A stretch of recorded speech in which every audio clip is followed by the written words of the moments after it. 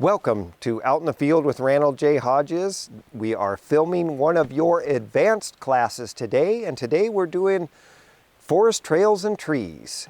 Today we're on one of my favorite forest trails, Baker Lake Trail. It's March, which means the mosses have come alive. This is not a trail with a lot of deciduous trees, so we don't need the leaves to be out to do excellent photography. We're in an evergreen forest here, a very beautiful old growth forest. And today it's overcast, which I think is critical for filming forest trails and trees.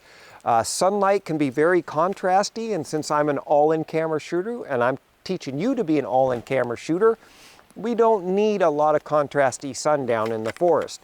That doesn't mean you can't shoot the forest in sun, but I just think your results will be not only much more colorful, but much more balanced light when you have a nice, medium, overcast day, which is what we have.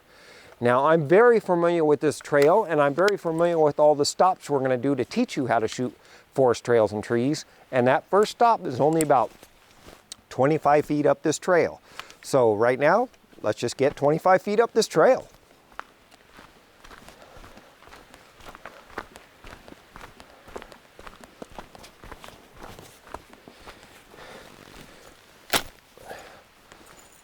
All right, and today, as you just saw, we have Foxy Dog with us on Foxy Dog Adventures. So she'll be running in and out of our photos, but we'll make sure when we capture that photo, we'll get her out of the way for her. She's turned into a professional hiking dog. So I'm gonna drop my bag and I'm gonna set up that camera and I'm gonna get ready to do our first forest shot. Now, I've mentioned it before, but I'm gonna mention it again. If you haven't watched your introductory classes, first Wallace Falls and then Edmonds Beach, you're not quite ready for this advanced class in forest trails and trees. So please go back and watch those two introductory classes so you can get your camera set up correctly. Right now, if you're starting with this video, your camera color palettes are not set up and you're not ready for this video yet. So please go back, hit those introductory classes, and then come on back and join me for forest trails and trees. If you have already watched your introductory classes, you're ready for this lesson. So let's drop our pack and get going. Now, being good with your tripod and practicing with your tripod and getting your gear out is pretty critical. So if you're really slow at getting your gear out, let's go ahead and do some practice with that. You can do that right at home. Have all the gear in your backpack. Set the timer on your phone, drop your pack, get all your gear out, take a picture of your TV or do this in your backyard and see how long it takes you to get your gear ready. From backpack to shooting, I average around 30 or 35 seconds. I would say if you can get your time down to 2 minutes, that's very good. And if you can get it down to 1 minute, that is excellent. Not only will it help you capture those shots when the light is happening right then, it'll also make your friends a lot happier because they don't want to wait around for you for 25 minutes to take one photo. All right, enough about that. Let's go ahead and start this lesson.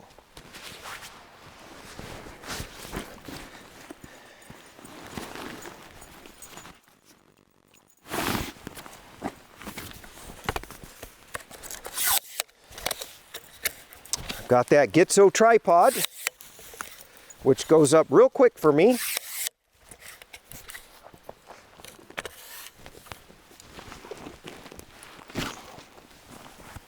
And today, as always, I am shooting the Canon 5D SR I call the Image Monster. And by the way, we're also filming this episode on a Canon 5D SR. Got my plug-in cable release, and I've got my Sign-Ray Light Bright Warming Polarizer on there, which is critical for mountain photography.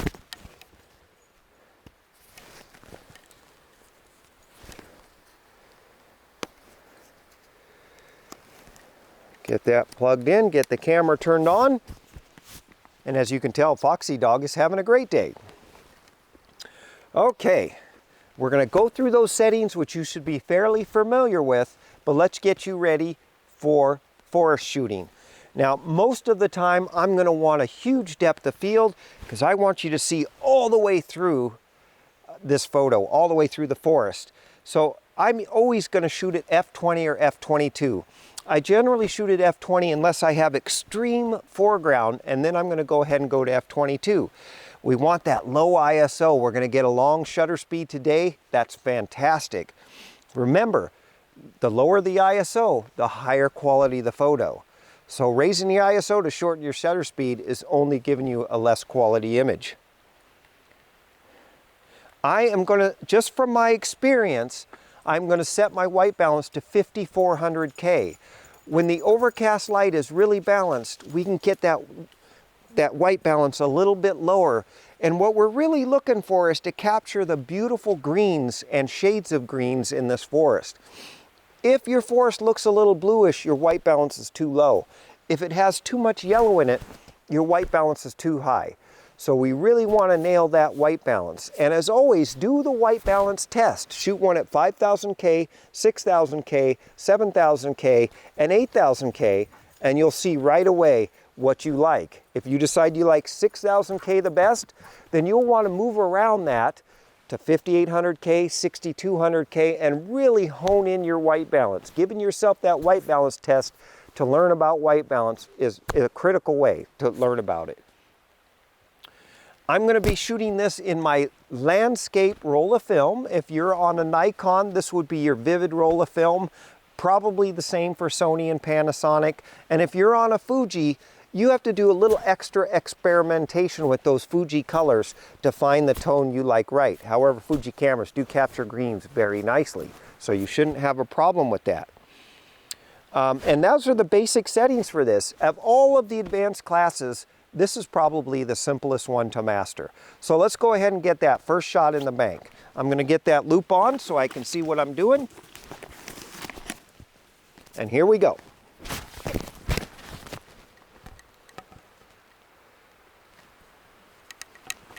A critical thing about shooting forest trails and trees when it's overcast is eliminate all sky.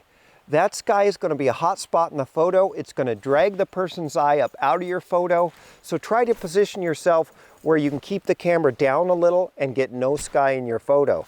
For me, that is a critical component of shooting a great forest and trail or tree shot. So let's go ahead and get this first shot.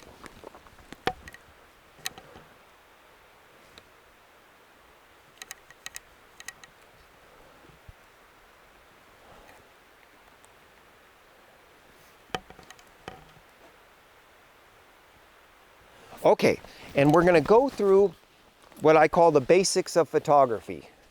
First thing, composition. Second thing, filter. So we're going to spin that polarizer so we can eliminate reflection and get a much deeper green. And just to show that polarizer to you, I'm going to go ahead and turn my camera over to video. The video is going to run a little dark, but you're going to be able to see that polarizer working.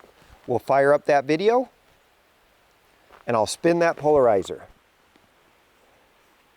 You see that lighten up? That means the polarizer is off. And my ferns all have a little bit of shine on them. Now when I spin that polarizer to the dark side, all my ferns lose that shine. I've got much more pop in my photo, and that's how we set the polarizer. And just remember, you can't baby a polarizer. You have to spin that thing fast. It has to go around and around so you can see light, dark, light, dark. You want to set it to dark. Let's turn off that video. So now I've set my composition, I've set my polarizer, and now I need to set my focus. And what you've probably learned from my other classes is we want to focus about 10% into our photo or 15% into our photo in our foreground. We always want to focus in our foreground. If here's our foreground and we're shooting at f20 or f22, if we focus all the way out here, it's going to be soft in the foreground. So we don't want to focus on the very first thing in our foreground. That'll leave our trees a little soft. We'll go about 10 or 15% in and focus. And what I'm going to do for this shot, I'm going to show you, with Foxy Dog's help, this is the first thing in my foreground. I am not focusing there. I am focusing right there. Thanks for the help, Foxy. You're a good girl. Go have fun. So now let's get this first shot in the bank.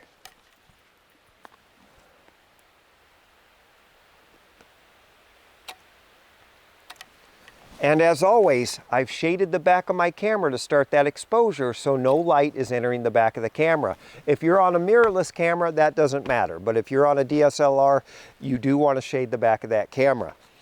For example, if my eye is in the camera, I'm getting a 5-second exposure. If my eye is not in the camera, I'm getting a 4-second exposure. It changed my exposure. So that was shot at f20, 5-second exposure. And for that one, my first white balance was set at 5900K. Now I did that on purpose.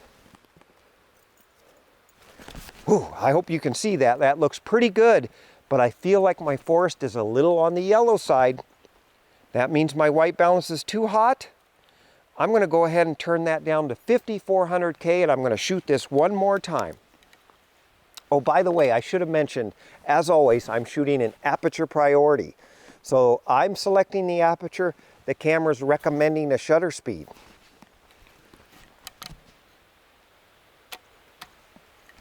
Here comes that second exposure at that lower white balance, still 5 seconds.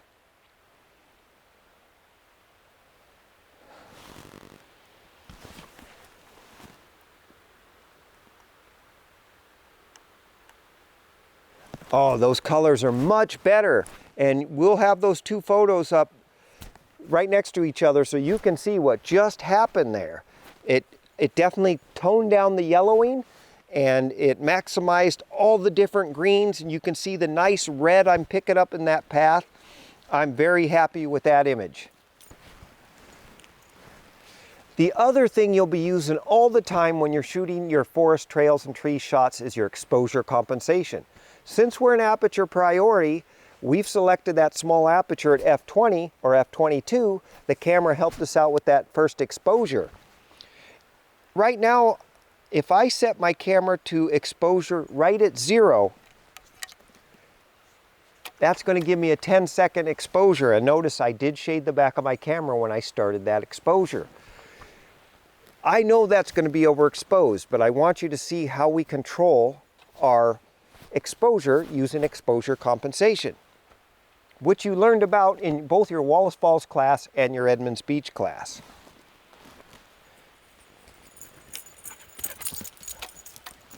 So that has given me a 10-second exposure, which I know is going to be overexposed because I've set that to 0. I typically shoot the Canon 5DSR a little darker than 0, but let's go ahead and have a look.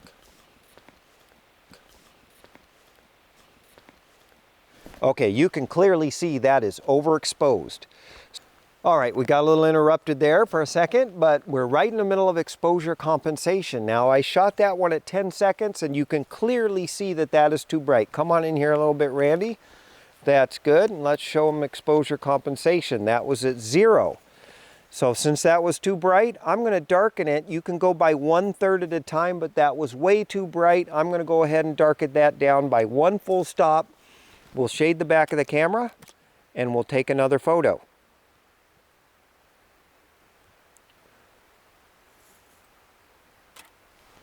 We'll have a look if that's better. Much better. Let's just, if you can see that, before, after. That is how simple it is to control your exposure with exposure compensation.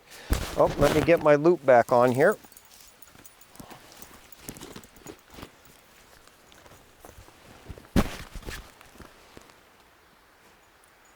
That looks pretty darn close, but I'm going to go ahead and darken it down by 1 more third. I'm going to shade the back of the camera, and by the way, now this has given me a 5-second exposure. So we reduced our exposure from 10 seconds to 5 seconds.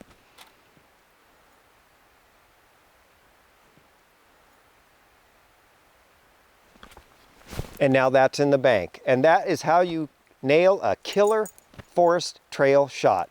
Let's pack it up and head down the trail, and we'll look for another shot. All right, we didn't make it very far. Actually, we're right back in the parking lot because I noticed a tree that I wanted to shoot. Not all my shots are about big, long trail shots. So when you're in a mossy forest, Baker Lake Trail, Hoh Rainforest, Quinault Rainforest, anywhere where you have a lot of moss, sometimes you want to zoom in and try to isolate a tree or two and really show that mossy goodness in that forest. So right now I've just noticed there are some arms coming off of this tree, and if I zoom in and just grab 3 or 4 of those arms with that nice dripping moss, I can get another fantastic photo. So let's go ahead and do that.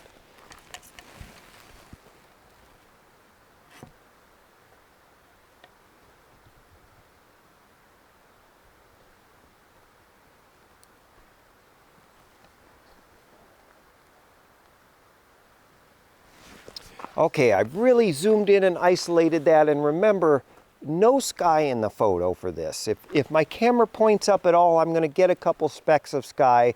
That'll lead the viewer's eye right out of my intention to keep them right in that nice dripping moss. Now, I've turned my camera vertical, which means I've also turned off my polarizer. Remember, every new composition, you have to spin your polarizer.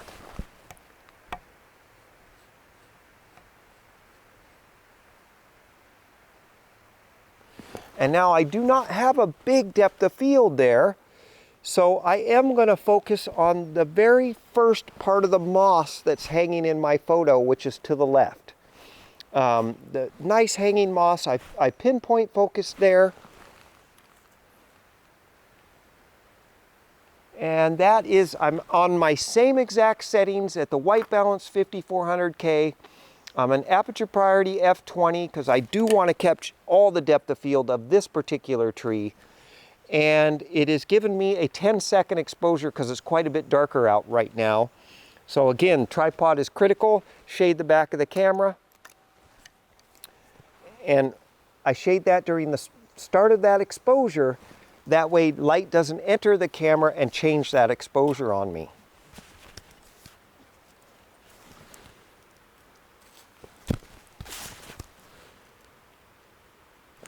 That looks fantastic, and that tells the story of a very mossy forest. Okay, we're gonna pack it down, we're gonna get up the trail, and we're gonna go line up another great trail shot and go through this for you again. Let's get up that trail.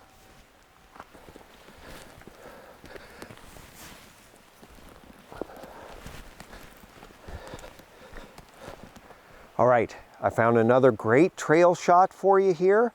I just got done cleaning it up. There's nothing wrong with going down your trail and getting out some stray branches and bright items so that the eye won't be focused on those. And I can get a couple of really good shots here by using my zoom a little bit and boxing in a couple of different pieces of this trail. It's looking fantastic out there. We'll get Foxy out of the way and we'll put one of these in the bank.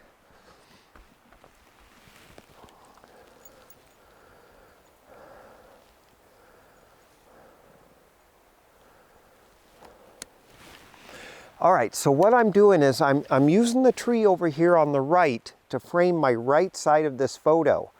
I'm keeping the distracting element out of there, but I am using this little detail right here in the side of my photo, and the detail in this trunk here is going to add a really nice touch to that edge of the photo. And you'll hear me say this a lot. I'm always looking at all 4 corners of my photo to look for content and also distracting stuff. And a negative spot is just as bad as an ugly stick. So I really want to fill that whole frame. Let's see how I do at it. Oh yeah, those details I just pointed out are looking fantastic. And there's a little S curve in the trail there. That's going to lead the eye right down on through there. All right, that composition is looking fantastic. So I'm going to spin that polarizer.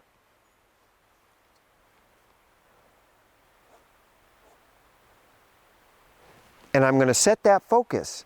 I'm not focusing on that element I pointed out, that little, that bush there. I'm going to focus out more towards the edge of the tree out there to make sure I give myself that big depth of field. So, we hit the composition, we hit the filter, we hit the focus. Now we're going to shade that back of the camera and take that picture. And since the settings worked last time, I'm still right where I was. I'm shooting at f20, my white balance is 5400K, and I am using that exposure compensation and I'm set to 1 1/3 stops dark. Let's have a look at how we did. That's fantastic. Oh yeah, we nailed that, and we put that right in the bank. And again, no sky. I boxed all that sky out of the photo there.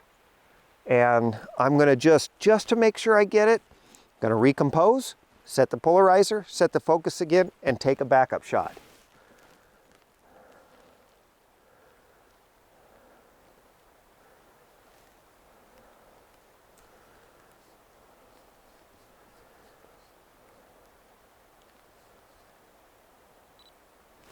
I set the composition, I set the polarizer, I set the focus.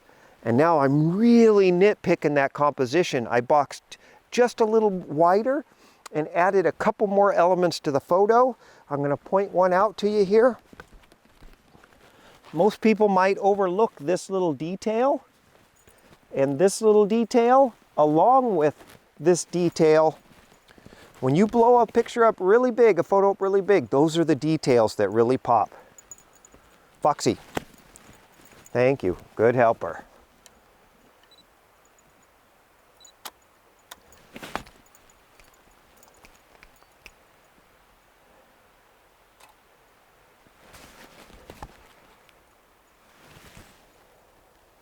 Oh, we nailed that, and we put that in the bank. That's how you do it.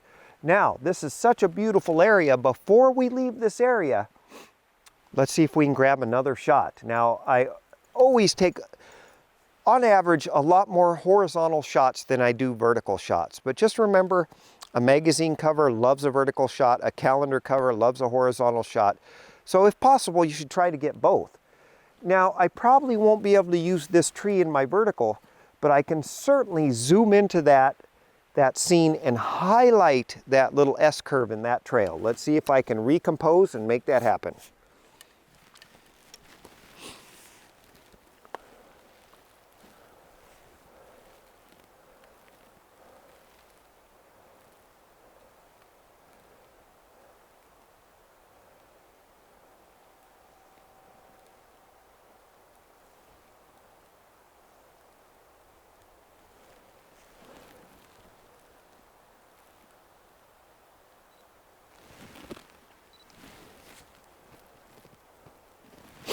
Okay, I was able to keep that tree in the right side of my photo. I've zoomed in pretty good for this picture. I am now shooting at 50 millimeters, and I'm gonna reset that polarizer. Remember to turn that polarizer every new composition. Now we're gonna get Foxy Dog out of the picture, and we're gonna nail this. Come.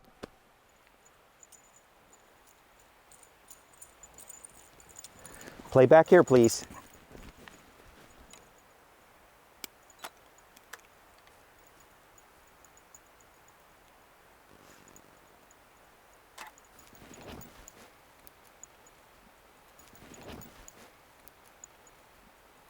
Oh, we nailed that too. We put that in the bank. Now we're going to step up just a little bit.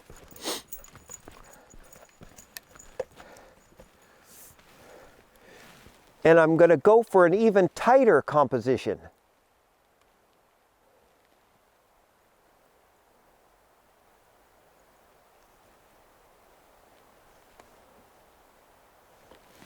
I am not seeing that in vertical, so we're going to see if we can line this up horizontally.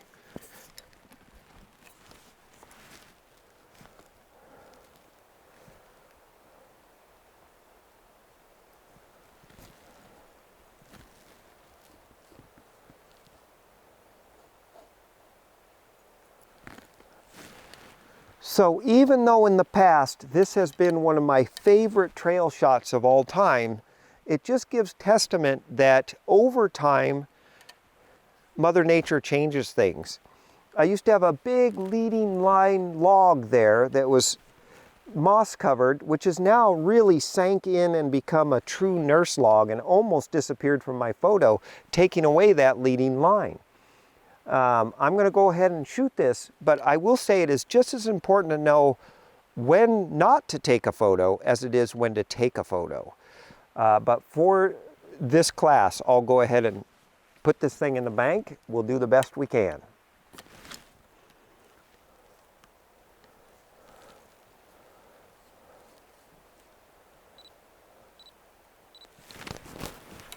Right now I'm an F20, 1 1/3 stops dark, ISO staying solid at 5400 because the light has not changed.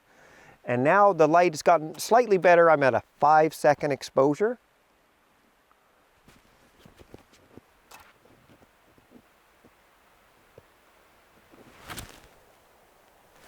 All right, why don't you come on in and see if you can get a look at that. Even though I've lost my leading line, that's still a pretty good picture. All right, head on back there and we're gonna zoom in and try to get one more.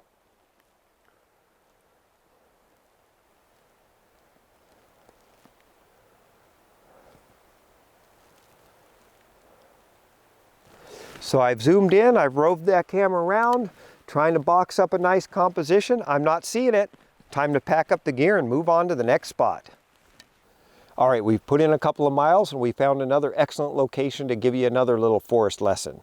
So I just wanted to state the importance of having an all-around lens for forest trail and tree shooting. You really want to have that freedom to zoom in and box different segments of the forest. I mean, in one spot, you may be able to reach out with that zoom and find all sorts of tree shots, trail shots. So a wide angle lens I would rarely ever use in the forest. It's always going to be my 24-105 Mark II f4 lens for me. So right back to it, same settings, f20. My white balance is 5400K. And we're going to turn around and we're going to set our composition, we're going to set our polarizer, we're going to set our focus, we're going to shade the back of the camera, we're going to get that first shot.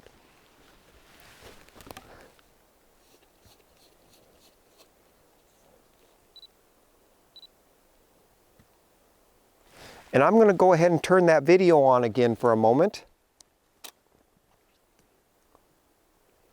And again, that's going to come through a little dark. But I just want to spin that polarizer for you so you can see it happening. You can see it lighten up there. That means there's shine on all the leaves, the ferns, everything. We've lost some of our pop. We'll keep spinning it. It gets dark. Oh, look at that color come alive. That is how we set the polarizer. We'll go back to a photo now. And our light is so perfect. I am still shooting f20, 1 1/3 stops dark, and I'm still getting that 5-second exposure.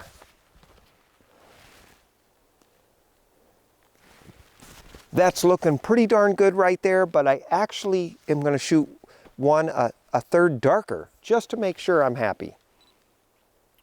And I'm also noticing that I'm looking a little bit yellow in this particular forest, so that means the white balance is going to go down. And we're going to take it right down to 5000K for this shot.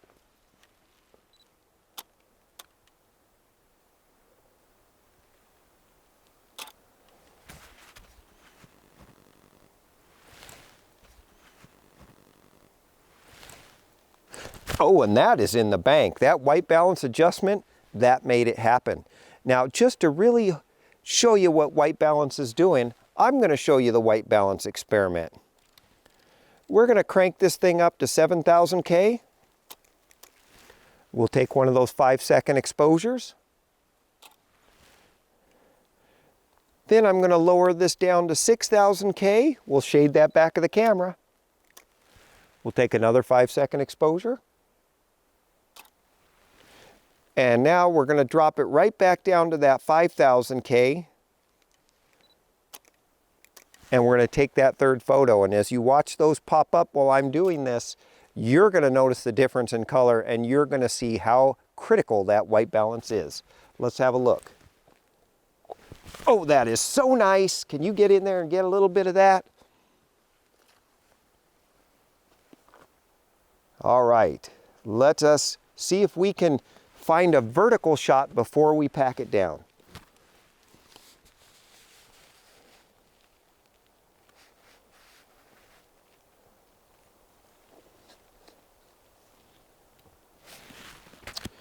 Not quite seeing that vertical. I think I need to make a little adjustment here with the camera, get it into a little bit different location.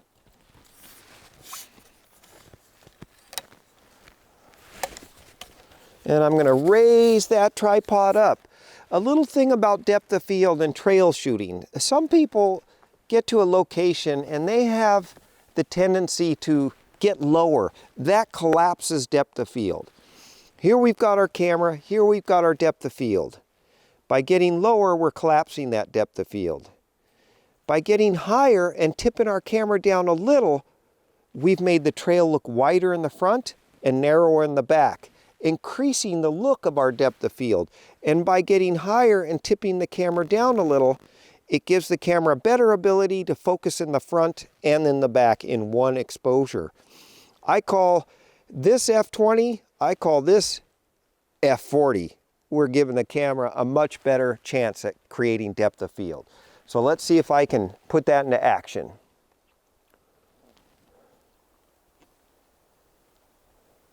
Okay, beautiful, beautiful vertical there. I'm pointing that camera down so I can get closer to my feet in the trail. And again, I have to spin that polarizer. There it is. And again, I set that focus. Now, even though this is the first thing in my photo, I am focusing on that fern about 10% into my picture. That will give me overall excellent focus throughout the picture. Shade the back of that camera.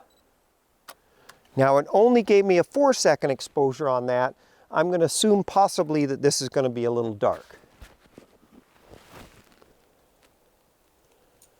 That looks pretty darn good, but we're going to go ahead just for safety. We're going to brighten that up by 1/3 of a stop. Back to our 5-second exposure.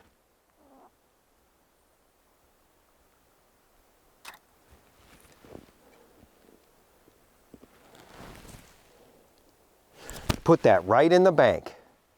Got that nice S-curve in there. I'm very happy.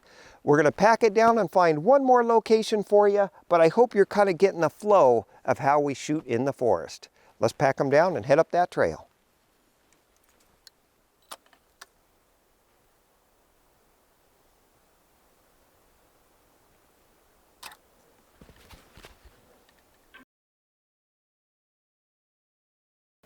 Well, I like this vertical so much, I better pop one more of these off.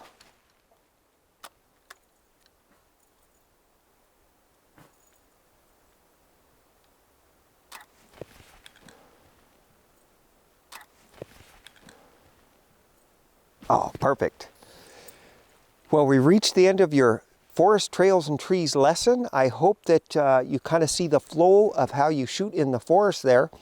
And you know, take your camera out to your local park on an overcast day, somewhere you've got a nice forested trail or two or some nice trees, and put this practice into action. Just remember, it's composition first, set that polarizer second, focus third, shade the back of your camera unless you're mirrorless, take that first photo, then we're going to lighten and darken it with exposure compensation. Once we've got that exposure correct, we're going to adjust that white balance to make sure we're picking up the exact color we want. So, thank you so much for watching. We'll see you in the next advanced class. One more in the bank.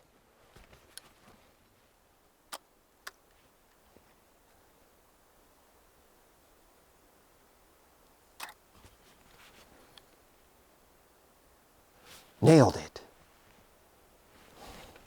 Perfect.